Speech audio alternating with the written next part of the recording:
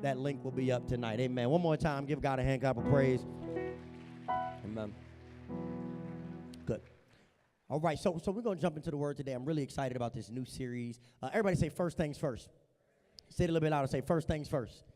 All right, so for the next couple weeks and then even after our fifth Sunday outreach, we're going to be talking about a conversation that I think is pivotal to the Christian church. Matter of fact, I think it is the most important conversation. Everybody say the most important conversation in the Christian church. That's my opinion. I hope you agree with me at the end of this sermon. Even if you don't, God still loves you. But I believe, I am convicted, I am charged to believe that the first things first is a kingdom conversation. And I want to start by asking you some questions today. A lot of times when we think about sermons, we kind of space things out. But I want to start by asking you some questions today. First question is this. Everybody say first question.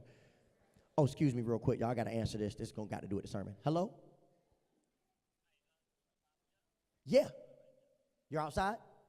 All right, come on in. He's outside. Good stuff. All right, perfect timing. Okay, I'm about to start preaching. Right, cool. All right, so prayerfully through it. Some of y'all feel like that was mad disrespectful. It's okay. God is going to bless you prayerfully through it. So, needless to say, we're going to be talking about kingdom today. I want to start off by asking you guys a few questions. The first question is this. What is the purpose of your salvation? Just write these questions down. What is the purpose of your salvation? It is my hope that through this series, we have this conversation. He here? Okay. Hey, man. How you doing? No, we can meet right here. He is so confused right now. We did not prep this. He just has no idea what's going on. Come on over, man. Did you, how much was it? $15.85. You are on time too, dude. You're early. You're early. Thank you so much. You know what? You can keep the change. Yeah, thank you. Well, what's your name, man? Shane. Shane. Pleasure to meet you. Everybody say, hey, Shane. All right, Shane, be good. Tell all your friends about this now, all right? Tell them come. We're here every Sunday at 11. Okay. Y'all don't even understand how scared Shane is right now. Shane just walked out this church like, go. I love pizza. Pizza's my favorite food. Anybody love pizza? Anybody love pizza?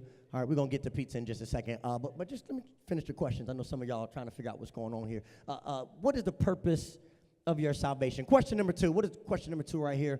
What is the good news? What is the good news? What is it? I mean, like, seriously. We talk about it all the time, but really, what is the good news? What is the good news? Third question. What did Jesus care about most? I think this is an important question. I mean, if we're supposed to be followers of Jesus, do what he did, it seems like it makes adequate sense that we should care about what he cared about most. What did Jesus care about most? I'm still thinking about Shane's face when he walked in here. I don't even understand. And the last question I want to ask you today is, why was Jesus crucified? I think these are pivotal questions, right? If we're going to call ourselves believers, if we're going to call ourselves Christians, I think these are pivotal questions. They are central to our life decisions. If we're going to follow Christ, then we should know what he cared about most. If we're going to follow Christ, then why he was crucified is relevant. If we're going to follow Christ, then and he tells us to share the good news, then we got to know what the good news is. Anybody ever called you with some good news? Anybody like the good news people? Anybody ever give you an option for bad news or good news first? Good news first. Friend like that? How many of y'all pick bad news first? How many of y'all pick bad news first? How many of y'all pick good news first? How many of y'all pick good news first? Okay, just a few of us. Okay. It's interesting, I think, that whenever we think about Christianity, many of us lead with the bad news. Like if you think about historically your Christian experience, you really generally hear bad news first. What you did wrong, what God doesn't like, what's wrong with you. We are experts at sharing bad news. Stereotypically. We are experts at condemning people. We are experts at convicting people. Not saying anything's wrong with conviction, but the church, if we had to grade the church on conviction, we get an A+. But if you had to grade us on grace, we are bad news sharers. And Jesus tells us to go and share the good news. And I love this, guys, because whenever we start to think about these 4 questions, over the next 4 or 5 weeks, we're going to answer all these questions. My hope is that you walk away, even if you can't make every week, I encourage you to go to the website or go to our YouTube page and you hear the sermons, because I think you're going to walk away with answers to each of these questions, because the answer should be the same to all of them. And the word is simple. It is kingdom. Everybody say that loud. Say kingdom. Say it one more time. Say kingdom. Say it real loud. Say kingdom. It is the most important word. Can I be bold today? Can I say some stuff that might make some of y'all feel uncomfortable?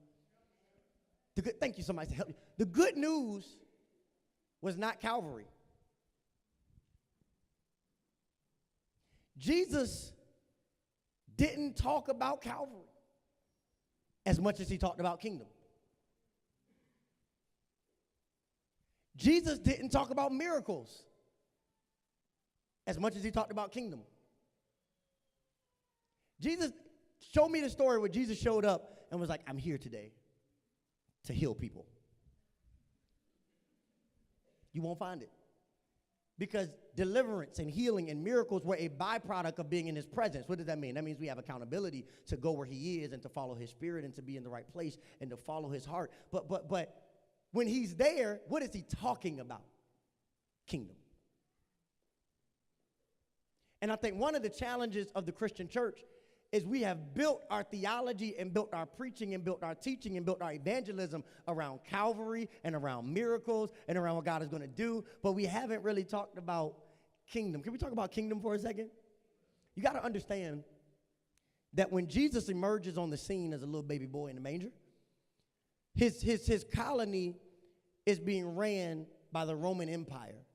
The Roman Empire was a kingdom.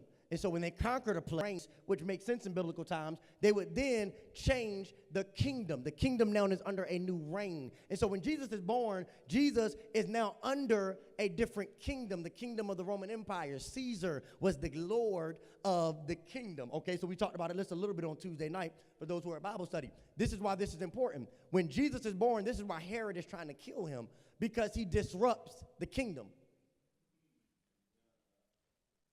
You got somebody walking around saying he's the Lord. No. There's only one Lord. It's Caesar. So wait a minute. We got somebody else proclaiming to be Lord. Jesus spends his entire life trying to help people understand I am the king of a different kingdom.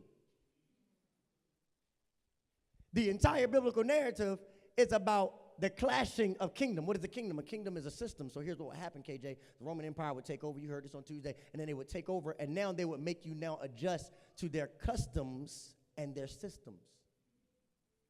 Right? We conquer you, now you talk like we talk. We conquer you, now you think like we think. You conquer you, now you act like we act. Why? Because we are the reigning or the Lord over this kingdom. So now if you fall under us, watch this, now you follow our systems. The entire biblical narrative is about Jesus introducing new systems. It doesn't make sense because they've been under another kingdom. Jesus emerges and says, hey, I got a different way of doing things. I remember there was a guy named Sterling. I always tell the story about when Sterling beat me up. We're not going to talk that story today. But Sterling was pretty much the king of our neighborhood. He was a star football player, 6'2", 315, great guy, had a D1 scholarship. Messed it up, but he had it. And I love Sterling because Sterling reminds me, I was watching the other day, and I'm looking at pictures, and I'm like, look at Sterling. Look at Sterling. And you ever catch people like you saw them back in the day, and then you see them now and be like, you doing so bad. Just, what happened? Like, you was in such good shape, and God was just doing so much in your life, and man, I mean, you just catch yourself looking at the phone, like, then you start looking at all their pictures, you just be like, oh my goodness. That bless your heart. You start feeling bad for them. They terrorized you, but now you feel bad for them. God is just blessing me. I can't even hold a grudge no more at you. Just because what's going on in your life, he's taking you through a different miracle. Sterling used to terrorize. He was the king of the neighborhood. And it was crazy because it wasn't until this new kid moved into the neighborhood And he was from a different neighborhood. Now, for those of us from 757, all right. We were living in Chesapeake. I ain't even gonna say this dude's name, because I am sure he probably still lives the life that he would ride to Richmond if he knew I mentioned him. He was from Norfolk. Okay. Come on. And he showed up in Chesapeake. I think his family was trying to rehabilitate him. He said, we're gonna get you out of the neighborhood. Can take him out the hood, but you can't take the hood out of him. And he made very clear, very early on, that the system has changed. And I recognize that the kingdom is supposed to work the same way, but it often does not. So what we do is we acknowledge a kingdom in here, but then we submit to a kingdom out there. But what God wants to do is he wants to transplant all of us and say, when you leave here, I want to place you in another kingdom. Okay, let me make it plain. I want you to do your system in their way. I want you to go to their place and change the way of doing things. I want to put you in your work environment, but introduce a new system. I want to put you in your family environment, but I want you to introduce a new system. I want you to introduce a new system.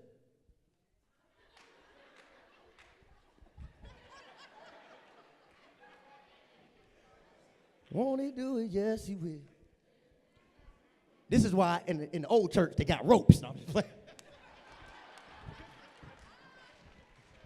God is good. I never knew what the ropes was for right now.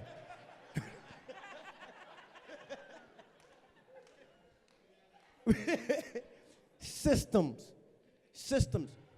And so Jesus emerges on the scene and says, hey, I want to change the system. Now, I want to show you why this is prevalent. Let's go to Luke real quick, chapter 4. Luke real quick, chapter 4, because I want to make sure you see a scripture. I don't want you to think I'm just talking. Luke chapter 4, verse 42. It reads like this. Early the next morning, Jesus went out to an isolated place. The crowd searched everywhere for him, and when they finally found him, they begged him not to leave them. Stay right there. One of the things about kingdom, when you're really preaching kingdom, when you're really walking in joy, when you're really walking in love, when you're really walking in kindness, when you're really walking in peace, people going to want to have you on their team. People going to want you to stay at that job because you're on time, because you have great work ethic, because you love on people. People will have great things to say. When people really experience the good news, not with just through quote, but when they experience you spreading the good news, the kingdom message, they're going to say, please don't go. Some of y'all job can't wait for y'all to move on. Some of y'all are managers in the room just thinking about somebody right now and be like, just Lord, just. Your prayer today is, God, move them, God. Just move them. Ain't nothing kingdom about them. So look at what Jesus does. He's spreading this kingdom message. Look at what he says in verse 43. It'll change your life. But he replied, I must preach the good news of the what? Of God in other towns too. Why? Because that is why I was sent. Jesus quoting Jesus. He said, look, I don't want you to mix up why I'm here. I'm here because I'm here to introduce a new system. I'm here to introduce a new way of doing things. I'm here to introduce a new kingdom. He doesn't stop there, though. Go ahead to Luke 9. Luke 9, verses 1 and 2. One day, Jesus called together his 12 disciples and gave them power and authority to cast out all demons and heal all diseases. Then he sent them out to tell everyone about what did he tell them about? Jesus said, hey, here's what I need you to do. You're going to walk with me. You're going to be in my crew. If we're going to be together, if we're going to be a team, if we're going to walk in the same mission and the same assignment, I want you to understand exactly what I want you to be proclaiming. The good news about the kingdom. The good news about a new way of doing things, a new system of thinking. Let's go Matthew. We don't got to read it. We don't got to go there. Matthew 6 and 33, very popular passage. It says, seek ye first the what?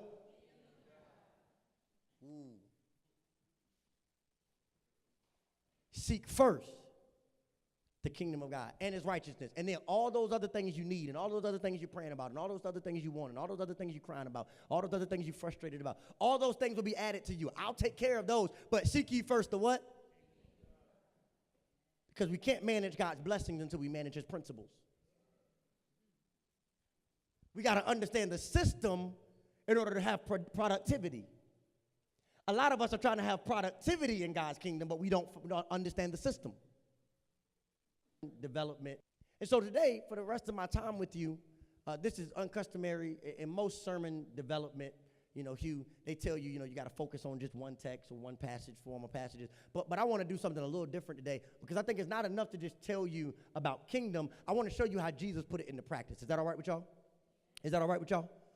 So I want to read this one other passage. We're going to walk through it together. There's no one central point today because I need you to understand. Please write this on your paper. The kingdom is always concerned with education and expansion. I want to make this really simple for you today so you can walk out of here motivated and inspired to use this information. The kingdom is always concerned with what? Education and expansion. Whenever Jesus is trying to do something, he wants the people that are going to do it to be educated in what their expectation is. So he spent all this time with the disciples before Luke 9, educating them on a different system of doing things. A lot of times we give the disciples a hard rap. Jesus is frustrated. Why y'all don't got faith? Well, because where we come from in this kingdom, when water is rising above a boat, it means we're about to die. I mean, right? It makes sense. We look at the disciples in 21st century and be like, they ain't had no faith. You wouldn't have no faith neither. Jesus sleep on the back of the boat. You need to wake up if you Jesus. All of these conversations and things we are witnessing are the efforts of Jesus to communicate a new system, a new way of thinking. Many times they say, why are you talking to them? We don't talk to them. We don't go over there. They have leprosy. Now, we don't go to that neighborhood. What is Jesus showing them? A new way. Because I can tell you, but I can show you better than I can tell you. And so we see in this passage in John, go to John with me. We see in John a very interesting passage. Anybody hungry today? Hungry? Pizza coming your way. All right. John 4:1. He's like, that's got some pizza going there. Jesus knew the Pharisees had heard that he was baptizing and making more disciples than John. Though Jesus himself didn't baptize them, his disciples did. So he left Judea right there. All right, I want to frame this passage for you because I don't want to give you just one central point. I want you to walk away with a full understanding today of what this passage is really talking about. It's one of the first encounters in which we see Jesus now start introducing a new system. One of the first encounters. I didn't say the first, but it's one of the first. He's at the well, about to be there rather, but it is initiated by the fact that his system is becoming effective.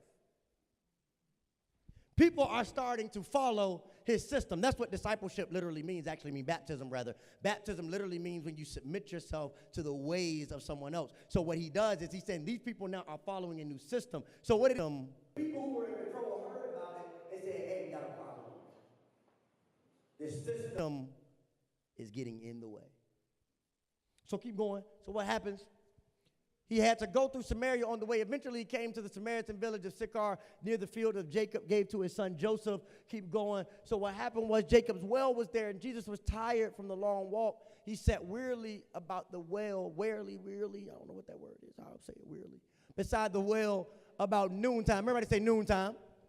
That's significant. We're going to get there. Soon a Samaritan woman came to draw water, and Jesus said to her, I love this, please give me a drink. He was alone at the time because his disciples had gone to the village to buy some food. The woman was surprised because she was used to another system. Jews don't have anything to do with Samaritans.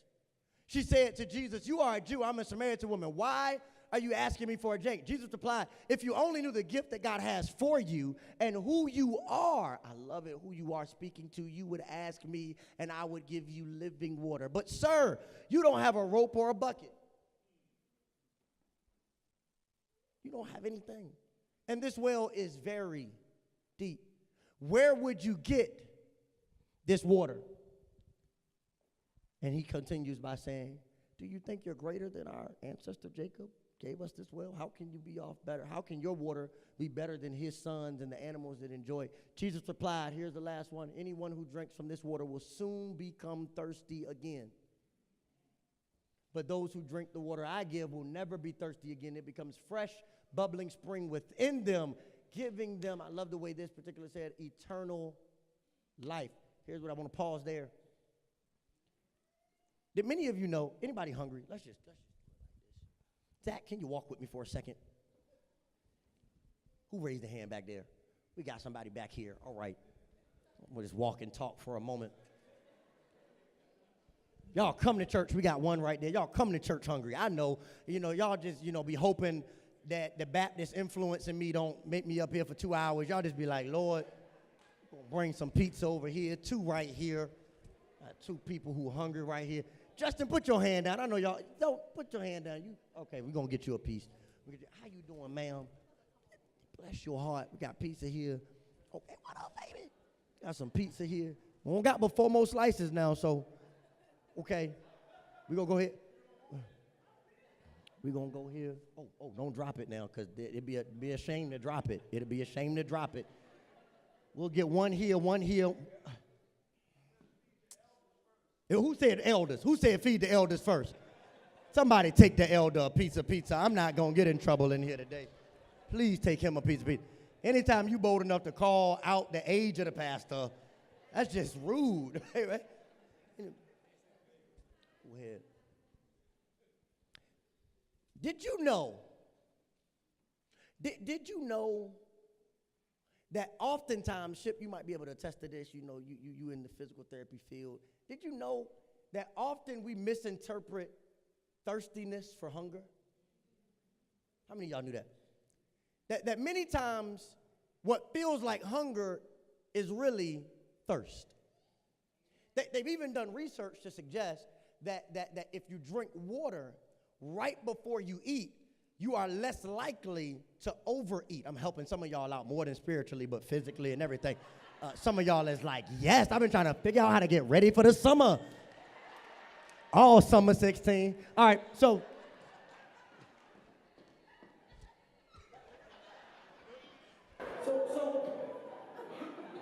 it suggests if you drink the water, it'll fill you in a way that food cannot. They suggest that really many times what we're doing is we're filling ourselves with something that is only temporary. That food is not as much a necessity as water. Okay, can I help 15 people today? I think the reason many of us have been discontent with church, watch this, we started off excited and we started off motivated and we started off with momentum and we started off ready to just walk this life. But there's somewhere along the lines we started running on empty because we got busy consuming some things but we weren't thirsty for the right stuff. We did what the woman did, we ordered out. But what we needed was right there. Y'all missed it. In the passage, she wants something that's external. She wants to order out.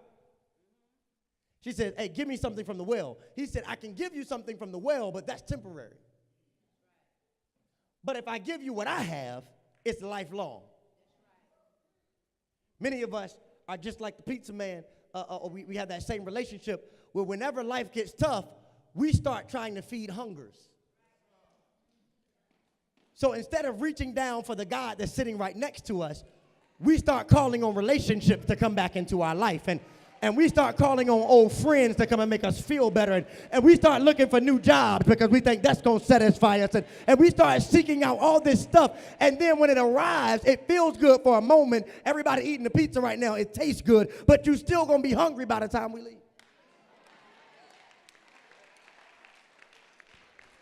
But if you ever get to a place where you say, the thing that I'm longing for, I don't need to order out, it's right here in front of me. Matter of fact, all I got to do is start talking to him. He's sitting right here. He said, I can give you something that cannot. I can give you something that relationship can't do. I'll give you something that your boo can't do. I'll give you something that the job can't do. But you got to get thirsty again. You're misinterpreting what you need. You think you're hungry. Really, you just need a drink from what I have.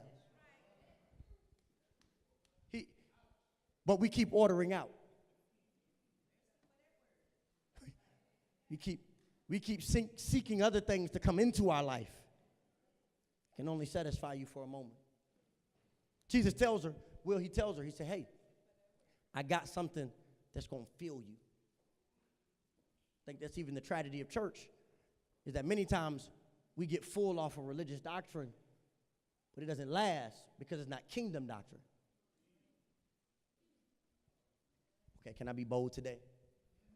Nothing wrong with shouting, but shouting isn't going to help you Wednesday at your job. But kingdom can. Nothing wrong with crying and falling out. My mama did it all the time. But you fall out at your job on Thursday when stuff going wrong, and that's the last day you're going to be there. Don't think you having a seizure or something. They don't know what's going on with you. But kingdom can go with you anywhere. He's trying to teach her a kingdom principle. Watch this. Because kingdom, hear this, is always marked. Kingdom conversations are always marked by the clashing of systems. I'm going to say it again because you need to take this home with you. Get this in your heart. Kingdom conversations are always, usually marked by the clashing of systems. So in this passage, we see Jesus clash with the system. Can I just give you a little background? Need you to understand that in this day and time, there are three problems with this passage. First of all, Jews and Samaritans didn't talk to each other.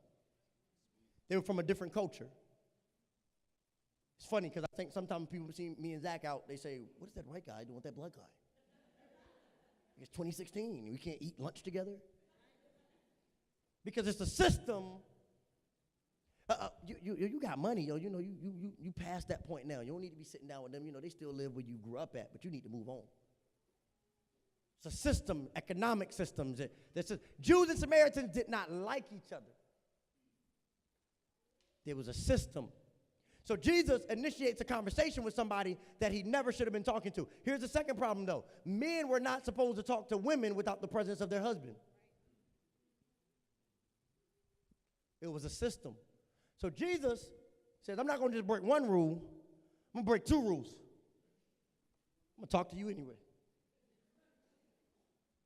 Here's the other problem with the passage. The other problem with the passage is Jesus, later on in this passage, is going to disrespect her religious system. Jesus just says, I'm going to throw it all out the window because, watch this, if I'm really going to be an influencer, I got to be willing to break through barriers.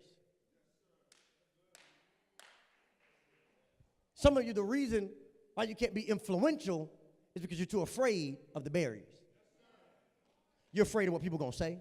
You're afraid of what they're going to think. And you let the system control your lifestyle. Jesus says, I'm in the first to break down a system because I'm here for everybody. So he starts this conversation with her. And the first conversation we see is a social or ethnic system that he breaks down. It's a system that he says, I don't want it to exist anymore because in my kingdom, it doesn't matter where you come from. And in my kingdom, it doesn't matter what you look like. And in my kingdom, I don't care how much you did. And in my kingdom, I don't care your background. In my kingdom, everybody is important and valuable. So we can talk because I care about you. This is my kingdom. Jesus is asserting his kingdom on earth. May I put a plug right here and suggest, and I'm going to focus on this a little bit more next week, that one of the challenges of the church is that we think that religion tells us to get to heaven, but kingdom is about bringing heaven to earth. I prove it to you. Let's all say the Lord's Prayer together. Our Father. Thy kingdom come. On earth as it is in heaven. Pause. On earth as it what? Our kingdom come. Your will be done on earth as it is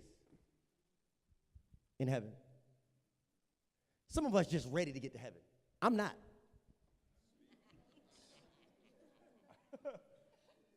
I know y'all looking at me like, he just ain't saved. No. All that, I just can't wait to get to heaven. It's a highway to, I don't want to see it tomorrow. I want to see Paris first. want to go to Africa first. I mean, if heaven ain't going to die, if heaven's still going to be there, I might as well enjoy all the earth first. Moses still going to be there. Jacob still, ain't leaving? Why I'm in a rush to get to heaven? What if we've misappropriated the assignment of the believer? What if the assignment is not for us to be so quick to get to heaven? What if the assignment is for us to bring heaven principles to earth living? What if the kingdom is waiting on us for us to take over? What if the kingdom is waiting on us to take dominion? The kingdom is waiting on you to start a business with a kingdom mindset.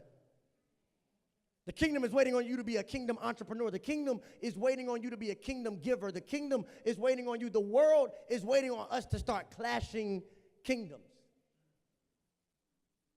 to start being peculiar people. Jesus starts this conversation. He goes on. Can I read a little bit more of this passage? I think it's going to help us. Keep going, Justin. Boy, I forgot your name for a second. He says, please, sir, the woman said, give me this water, then I'll never be thirsty again, and I won't have to come here and get this water. He said, go and get your husband. Uh-oh. Some of y'all know this passage. Jesus told her, go get your husband. She said, I don't have a husband, the woman replied. Jesus said, you're right. I love how he just cut her off. You got to read the Bible practically sometimes. Sometimes y'all so deep. He said, you're right. He said, you don't have a husband, for you have had 5. Read that thing. Aren't even married to the man you're living with now. What? Let me tell you something. Bible is good when you really read that thing. Some of y'all are like, I gotta watch how I gotta watch this because I need a little ratchet in my life. The Bible got a little ratchet in there. He said, you're not even married to the man you're living with now. Keep going, Justin. You certainly spoke the truth. I love what he said to her. You're right. You spoke a version of the truth. Sir, the woman said, you must be a prophet. Now, before we go to verse 20, Jesus first addresses a social system, and now he's addressing a sin system. It's a word we don't like to say in church a lot. He's addressing a system in her life that is sinful. He's addressing a system in her life that she hasn't broken yet. Because in order for you to understand the kingdom system, you got to do some self-evaluation too. Again, seek ye first the kingdom, righteousness, and then all those things will be added to you. A lot of us are trying to get to all those things, but we don't want the kingdom system first. So he needs to address some first things first with her. He says, hey, sweetheart, I love you. I'm talking to you. We ain't even supposed to talk, you know what I'm saying? But hey, I love you this much. Let's talk about what's really going on now. You living with somebody. Let's not go past that. Can I tell y'all what's amazing? He helps her to understand when he talks about the water. He's trying to give her something that's going to fill her life, the spirit of the living God. He's trying to give her something, the kingdom, something that can well up in her life, that can change everything about her attitude and her emotions. So he offers her, watch this, kingdom living first. And now he addresses what kingdom living is going to change. Say that again. He offers her what has the power to change her life. And then says, no, here's what we got to start changing.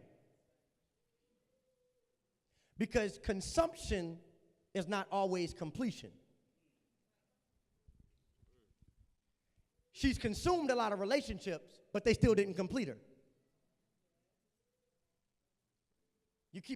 You're right. You keep trying it this way, and it's not working out for you. You keep doing this thing, and it's not working out ideally. How about you try what I'm offering? How about you try this living water? How about you try this new system? How about you try this new way of doing things? How about you start thinking kingdom and just give it a shot? Can I suggest that one of the greatest challenges for us in our Christianity is sometimes we just haven't stuck with it. We haven't really given it a try. You know, and giving it a try is not like 2 weeks. You know, we leave church and we leave inspired and we be like, I'm going to change my life and I'm going to do better. Yeah. And then like after 2 weeks, you be like, that's too hard. Okay, I'll just do this part. I'll just keep coming to church. I'm going to live the same, but I'm going to do this part. But if you just go all in and really see what kingdom living, that living water, that spirit of the living God living in your life, those principles, those practices, those things that God is trying to address in your life. Because here's the problem with the system of sin. The system of sin almost always is just something, it was a system that was never broken. It's okay, baby, God love you. It's a system that wasn't overcome. Most of us, when we talk about sin, I know y'all think about all the heavy stuff. Some of us, our lack of integrity, because we were born in a system where people lied. People say they were around the corner. No, you're not. You just got on the interstate. We were born into a system of bad spending habits. So spending money we don't have is normal. And so we will take the security of how we look over the stewardship of our future, because it's a system that we never overcame. For many of us, our attitude is the product of a system. I remember I was volunteering, I was mentoring in Richmond Public Schools, and I was talking to a middle school kid, and he got into a fight. And they said, Fernie, you need to talk to him. You get along with the boys well. I said, yeah. So, I took him outside. I was like, look, man, you know what I'm saying? You get young men the hard dap to kind of assert yourself as manliness. I was like, what's up, man? I was like, look, I heard you out here fighting and stuff. What would your mama think? This is a normal thing you're supposed to say, right? I thought this what happened in training. What would your mama think? She was like, man, my mama dropped this girl on the porch last night.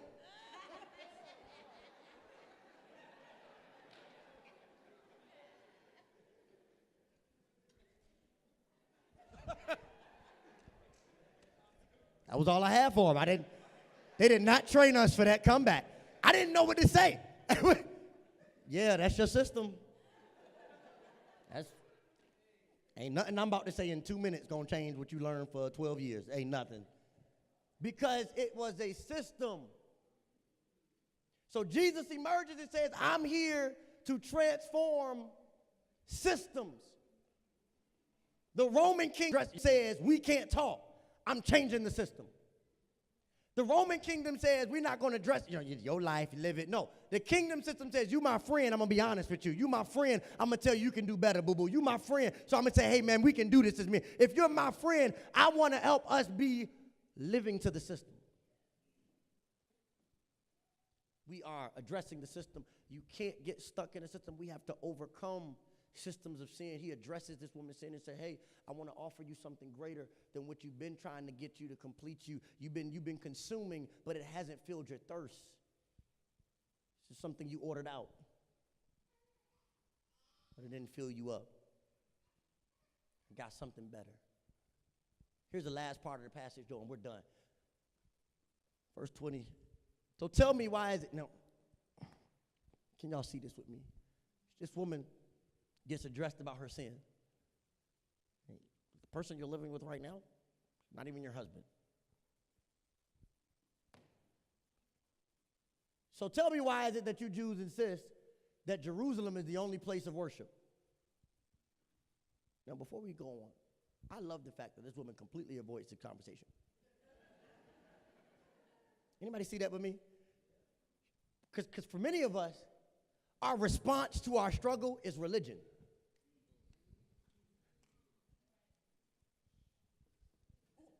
It's easy to talk about religious stuff. But kingdom wants to go deeper than your praise break and beyond your quotes and beyond your post. And it wants to go into the very fabric of how you live and how you talk and how you invest your life. It wants to go into the systems that governs your life. And so when we feel uncomfortable, when life is challenging our systems, when God wants to do something different with our systems, you know what we do? We revert back to religious stuff. Well, he's still working on me. He ain't through with me yet. Right? He knows my heart. I thought we was preaching grace at this church.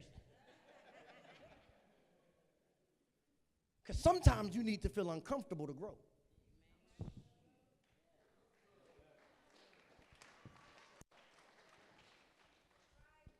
And many of us respond like this woman. The moment a leader or the moment a friend or the moment a real kingdom representative comes into our life and challenges some of our behavior, our systems, we respond with a religious conversation. So she completely avoids the conversation and then jumps into religion. You must be a prophet. You should give him a compliment first. Oh, no, he didn't just talk about my stuff. You must be a prophet. So tell me, why is it that you Jews insist that Jerusalem is the only place of worship? Keep going, Justin. While we Samaritans claim that it is the Mount don't mess that word up. Jerusalem, where our ancestors worship. Jesus replied, believe me, dear woman, the time is coming where it will no longer matter. It will no longer matter whether you worship the Father on this mountain or in that. Just you Samaritans know very little about who you worship, but us Jews know all about him, for salvation has come through the Jews. He was saying that just to communicate the bloodline. He goes on to say, but the time is coming, indeed it's here now, when the true worshipers will worship the Father in spirit and in truth. The Father is seeking those who will worship him in that way. I want to suggest that the last thing that Jesus challenges is the religious system.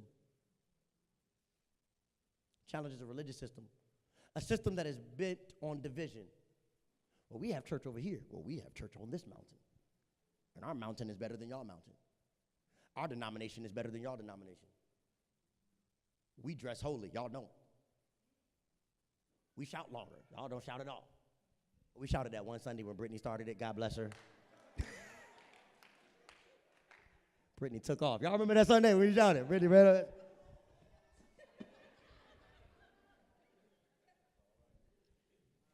Religious system. Can I suggest that the enemy, who we call Satan, has infiltrated the church, and the way he has defeated us is not by eliminating the church, but by dividing the church. He was smart. He recognized that two kingdoms were clashing. So what did he say? Here's what I'll do. I could fight and try to destroy them, or I could infiltrate and introduce division. It's more effective for them to be divided than it is for them to be destroyed. Because watch this, because if we're destroyed, whatever. But if we're divided, people who are even trying to live for Christ won't know what to do. We have a whole generation of Christians. I spend more time fielding questions about, well, this church said I shouldn't do this, and this place said I can't do this, and this place said I shouldn't dress like this, and this place. And we spend more conversations arguing with each other as believers than we do advancing a kingdom agenda. And this woman is having this conversation with Jesus. I'm done. And she says, I'm done. Come on. And you come on. And he says, look, don't get caught up in a religious system. Because the season is now upon us. If you're going to be a kingdom worshiper, God doesn't care about where you are as much as he cares about who you are. Jesus' role, Jesus' assignment, he said, why I was sent was to preach a kingdom message. All four of those questions I asked you at the beginning, I pray that this sermon, not just this sermon, but these next 4 or 5 sermons will answer for you. The good news is not the message of Calvary. That's great news, but it's not the good news. The good news, the message that he was trying to share with us is, hey, there's a new system. There's a new way of doing things. I know we're supposed to worship Caesar, but I want to introduce you to a new king. I know we're not supposed to talk to each other, this Samaritan woman, but I want to introduce you to a new way. I know we're supposed to hate each other, but can I tell you something? In my kingdom, my daddy loves everybody. Yeah, I know that in your system, we just watch each other be self-destruct, and we just watch each other be depressed, and we just watch each other keep making mistake after mistake, and then we talk about them behind the scenes. But in my kingdom, what we do is we look at each other and say, hey, I want more for you. I want to offer you something better than ordering out. I want to give you what's right here for you. It's the living water. I want to offer you a new system. I don't want to just offer you religion. I want to offer you kingdom because religion tells you where to worship. And religion tells you how to look when you do it. And religion tells you that your past is going to affect your future. But kingdom tells you that no matter where you are, and no matter who you are, and no matter what you've done, and no matter where you've been, and no matter how many tattoos you have, and no matter how many earrings, and no matter how many places you've been, and how many people you slept with, he says, kingdom says, I still want you. I still love you. The system is different. The system has changed.